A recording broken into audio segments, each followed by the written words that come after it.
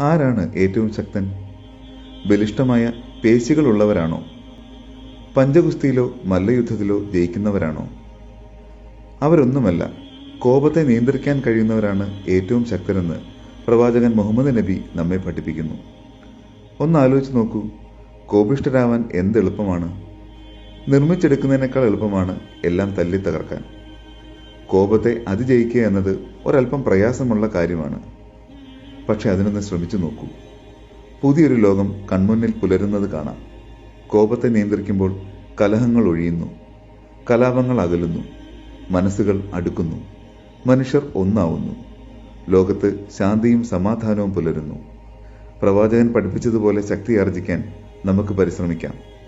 അതിനുള്ള പാഠശാലയാകട്ടെ ഈ വിശുദ്ധ നാളുകൾ.